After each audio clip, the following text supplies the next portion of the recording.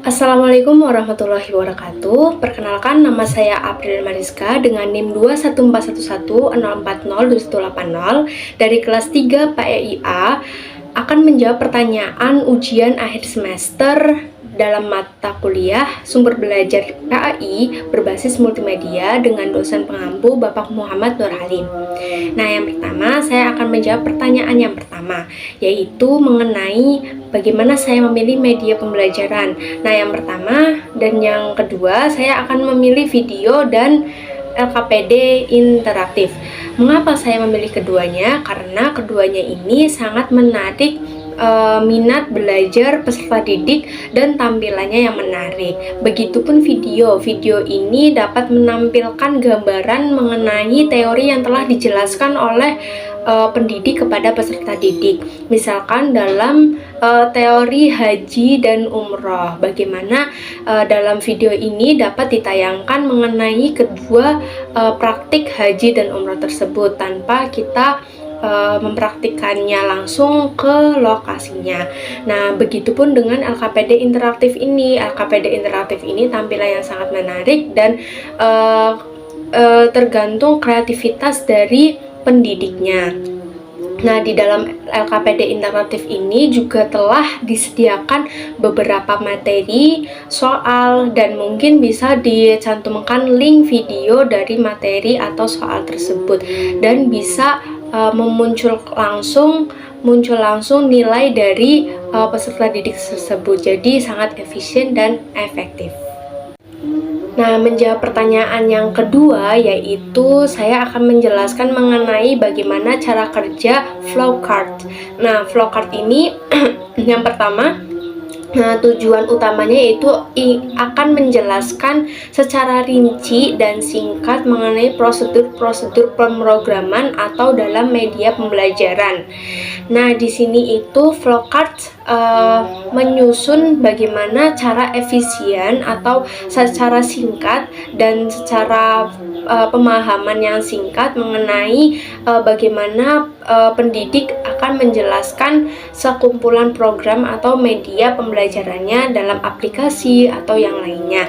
Nah, di sini saya akan menjelaskan mengenai bagaimana tata cara atau penjelasan mengenai pembelajaran haji dan umroh dalam suatu pembelajaran. Nah, yang pertama yaitu ada yang di oval itu yang warna orange itu ada klik mulai, dan yang ke bawah itu ada yang warna biru ada pilih menu, dan di pilih menu itu diklik ada yang tiga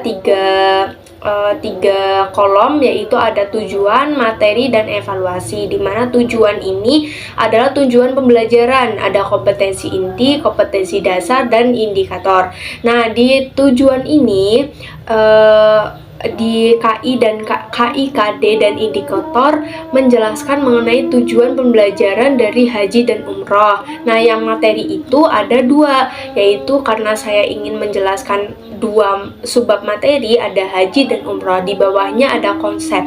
Konsep ini menjelaskan mengenai pengertian atau macam-macam dari haji dan umroh, dan apapun subbab dalam haji dan umroh yang akan dijelaskan oleh pendidik. Nah, yang ke bawah lagi di panah ke bawah itu ada animasi. Nah, animasi di sini berupa video atau foto dari haji dan umroh. Nah, di sampingnya materi itu ada evaluasi. Nah, evaluasi ini bertujuan untuk memahamkan mengukur seberapa pemahaman peserta didik dalam media dalam pembelajaran haji dan umroh ini. Nah, itu ada identitas peserta didik sebelum menjawab soal, ada soal, dan nanti ada pembahasan mengenai soal-soal yang telah diberikan, dan nantinya akan ada penilaian atau hasil akhir, di mana hasil akhir ini adalah pengukuran capaian dari jawaban soal peserta didik, dan nanti klik selesai akan keluar seperti itu. Nah, menjawab pertanyaan yang ketiga, saya akan memilih aplikasi sumber belajar pembelajaran PAI, yaitu yang pertama Google Classroom. Mengapa saya memilih Google Classroom? Karena di sini Google Classroom ini tidak dipungut biaya dalam mendownloadnya, jadi gratis, 100% gratis. Nah, yang kedua bebas iklan, jadi tidak mengganggu aktivitas peserta didik ataupun pendidik. Nah, yang ketiga itu di Google Classroom ini telah tersedia beberapa format pengiriman tugas, pengiriman materi yang telah terjadwalkan oleh pendidik. Jadi, pendidik bisa menilai tugas dari siswa atau peserta didiknya melalui waktu yang telah ditentukan. Yang keempat, dalam Google Classroom ini sangat efektif dan efisien bagi pemula. Nah, yang selanjutnya mengenai kelemahan dari Google Classroom, pastinya ada kelebihan dan kelemahan. Nah, kelemahannya di sini saya melihat bahwasanya di dalam Google Classroom ini belum ada tampilan atau layout yang menarik.